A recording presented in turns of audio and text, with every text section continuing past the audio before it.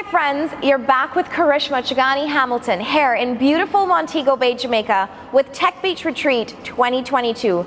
I'm seated here right now with David Guerrero from Google. How are you doing, David? I'm doing great, Karishma. Thank you for inviting me. It's been an excellent event. So happy to be here. I'm so glad, and thank you for hopping on a plane and coming down to beautiful Jamaica.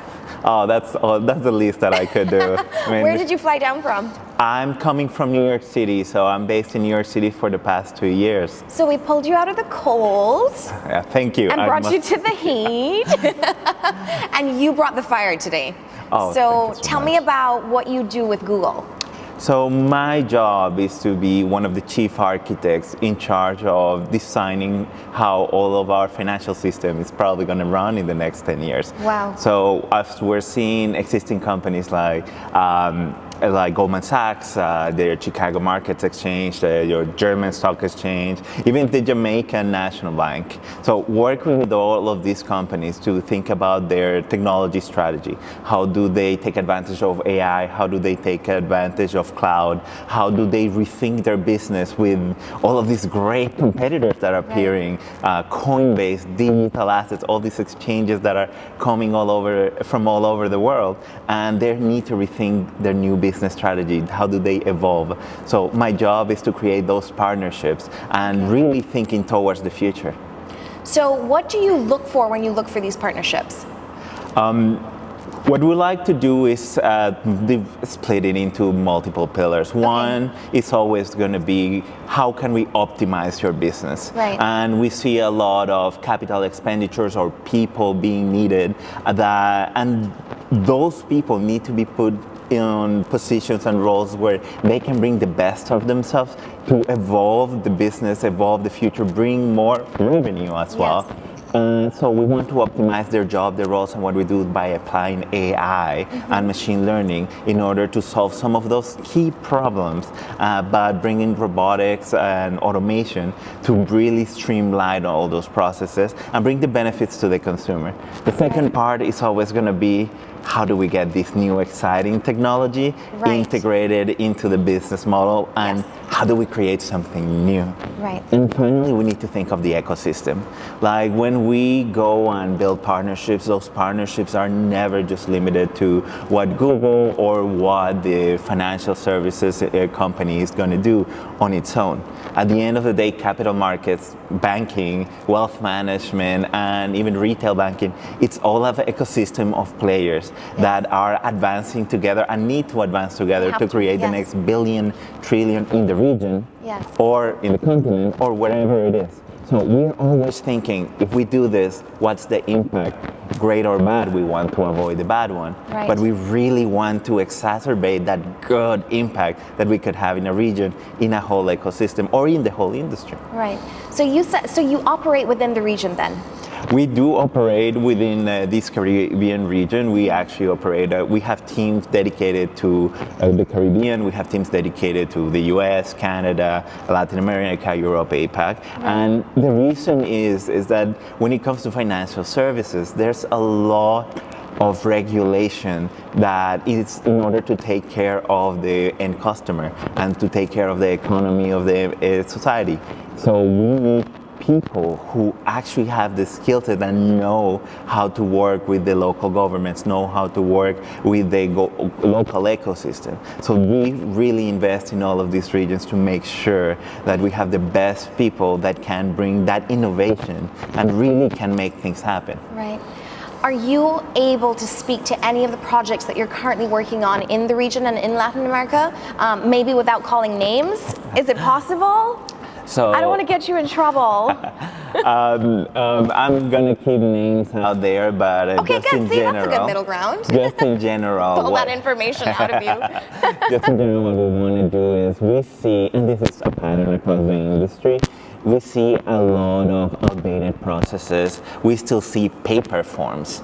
And not only it's bad for the environment because you're destroying forests, but it's also bad because that stays on paper. You cannot find that data. You cannot activate that data. You cannot really get the most value, bring the most revenue, or help the economy with that data staying on paper. Yeah. It's better to get analytics out of it. So a lot of what we're doing is bringing our cloud products, our AI solutions to scan all of that paperwork, put it in databases, put it up on BigQuery and all of our global tools that can be easily accessible later for the government, for the banking institutions, for the regulators, or even for the customers of the banks themselves. Yeah. Now, what the impact is always like, oh, it's a database. No.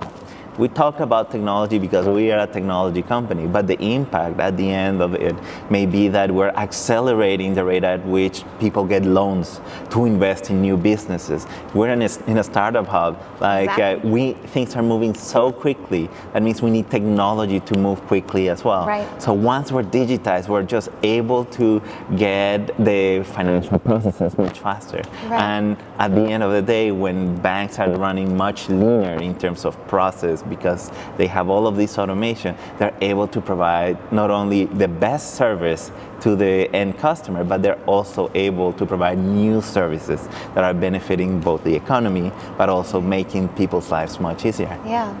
You speak with so much passion. It's so inspiring. Tell me a little bit about your own journey. Like, how did you get started on this path? Where did you start? Where were you before you got to Google? Okay. So, life started in Colombia, in the Caribbean. So I lived in the coast of Colombia, in Barranquilla. And I must admit, I thank my parents for all the effort that they did in giving me guidance of how to challenge myself. They said, David, do you want to learn languages? I said, absolutely.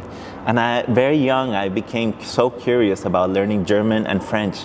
And I needed to learn English because it's a global language. So all of a sudden, 15-year-old David is a polyglot speaking 4 languages. I was like, wow. Like, that's crazy. Everybody told me that's gonna open doors for you. Yes. And when you're young, you said, that Sunday afternoon that I needed to sit down and study German. Not as interesting. But now, that has played such a key role in my life. I was able to, with French, move to Canada and live in Montreal for 15 years, go to university, make so many connections, start my financial services career. Amazing. Around 2008, the economy crashed, and the first thing that needed to happen is new regulation, new workloads, new capacity in tech. Starting my career with the enthusiasm and foolishness of taking such a hard project. Yeah. I said, yes, let's do it. And I started bringing all of those financial services, new financial workload into cloud. That was such a brand new product back then. Right. Now it's an old thing. Yeah. So out of nowhere, I believe that preparation means timing. And that's when you get the best opportunities. So not speaking German, having done cloud, Google came out with Google Cloud not so many years ago and said we need to start bringing the top talent in the industry, some of those long-term experts with some of the best projects to grow some specific regions. Someone picked up the phone, and I must admit, I don't know how they found me, picked up the phone and said, they found you! David, you speak German. And we see that you have cloud experience. We want to build our organization in Switzerland. That's amazing. It's that interesting. And that took me, when I received that call, that took me to being in Barranquilla, learning my Sunday German. Wow. And I said, this is it. This is the door. I land in Switzerland, one of the biggest financial sector hubs in the whole world. That's incredible. And we grow a complete organization. We land deal after deal. We work on some of the toughest compliance projects and security projects. You can imagine, it's Switzerland. I see you grinning when you say it's the toughest because it makes me feel like it's really rough, but you love that. I love it.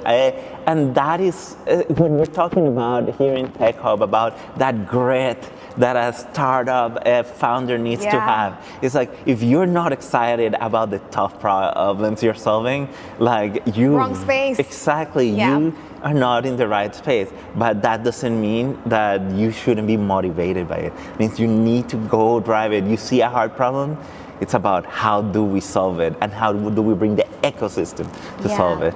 Woo, that was incredible. I actually have goosebumps. First of all, high five for Google coming to you and you not going there, because usually we hear the story the other way around. So that's incredible. And I love what you said about opportunity is when timing and preparation coincide with each other, and that's when the perfect opportunity lies. Like, you can't, people talk all the time about, oh, when the timing's right, but when the timing's right, you have to be prepared to pick up that opportunity and just run with it exactly how you did. Yeah. So where do you see yourself in the next 3 years? Oh, you see, 3 years ago, if someone had asked me that, I wouldn't have even said, I'm going to be in Jamaica talking about financial services, meeting someone like Lucy Ward just a few seconds ago. Like, that was incredible. Yeah, that panel blew my mind. Exactly. So where am I going to be in 3 years? I don't know. But my goal is to have such a deep impact on financial services over the next 3 years that I hope that over the next 3 to 5, we see a new definition of what a financial exchange and a digital exchange is in the world. And if I have something to do with it, I'll be very proud of myself for being there. And if David has something to do with it, you heard it here first at Tech Beach Retreat 2022 right here in Jamaica. Okay, David, you are so motivational. Tell me, if you could inspire a young mind listening to this right now, what 3 golden nuggets would you give them? 3 golden nuggets. Number 1, keep a healthy disregard for the impossible. Nobody thought that you could sell art on an exchange. Nobody thought that you could become a billionaire or a 100 millionaire by being a video star on a public website. True. Nobody thought that you could have a career being a video game player. All of the history of humanity, the standard occupations that we've had are changing, and there's space for everybody to do what they love. And you can go really far no matter what you do, whether you're an artist, a technologist, a business person. Sky's the limit. Paint yourself that stretch goal, and you're probably gonna get, even if it's halfway there, it's gonna be so amazing. You're gonna be surprised at yourself. Second one, preparation. Prepare. Get as many tools in your belt as you can. I did it with languages. I then did it with the computer languages as a software engineer. But that gave me so many tools. And thankfully, tech was in a great spot at the time, and I was there at the right time and at the right place with that knowledge, that I was able to advance my career very quickly and be part of such complex projects that I learned so much. And then the last one, which is, if there's one you need to take with you, is this last one. Curiosity. Think about how special and amazing the world is, the universe. You need to be curious, to be wanting to learn about anything. If you care about art, just be very curious about art, about what the next big thing is, about how art influences people globally. If you care about technology, the same thing. What can you build with such small building blocks to create gigantic things like the metaverse? We may have a completely digital life very soon, but really just focus on that curiosity. If you stay curious, ideas are gonna come. And then it's all about execution, which the other 2 are for. Exactly. Okay, tell me one thing you do every day that keeps you in check and keeps you as the best version of yourself. I actually must thank Tech Beach. This morning we had a fantastic session on how to keep a sustainable career. Don't burn out, take care of yourself. And I think it's something that I didn't used to do, but I do now, and I call it respect myself and respect my family. And a lot of people say, oh, what does that mean? That may be controversial. But when we are startup founders, when we are technologies, when we are these very ambitious people, we tend to overwork ourselves. And the hustle culture. The hustle culture. Yeah. And you can have this hustle culture in the long term but you need to take breaks every so often. So respecting your own time for your breathing in the morning, for your meditation, for your family time.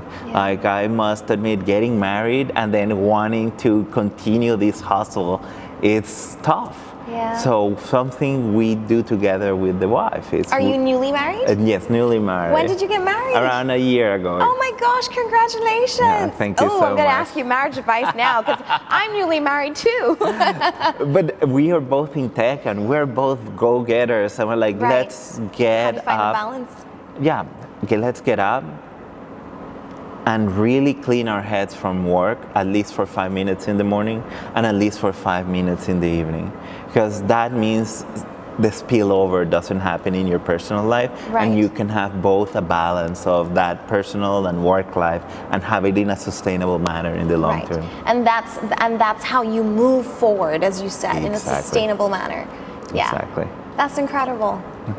I have to ask you now, if you took one major lesson away from a failure that you had in your past, what was the failure and what did it teach you? You know, I've talked about a few of those on the panels, and I must admit that bringing back some of those memories is actually even triggering some things that I was like, that was also a learning. So I'll leave you with, since we're in a startup founder kind of like conference, I've had 2 failed startups. Okay. And for different reasons they failed. And I think the key learning is, for me, from both, and we had a team and everything, was clearly define your role in the startup. Especially once you go past your initial hustle to get a POC together. So when you have 2 technologists, it's going to be really hard to understand which one is the CTO or the CEO. A lot of the time, you end up with the engineering lead doing a lot more work than what the perception is from the CEO who's chasing money.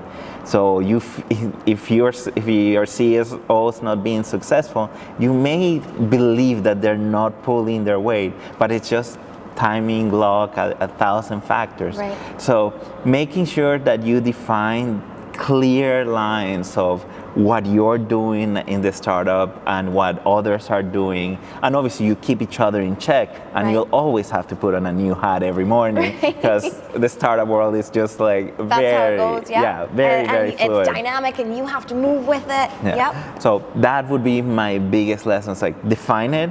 Once you define it, you'll see that helps you in your day-to-day, that helps you keep your family and life balance, that helps you keeping the relationships from being broken with your other co-founders. Right. Know who you are, what you're doing, and where you're going. Exactly. Yeah.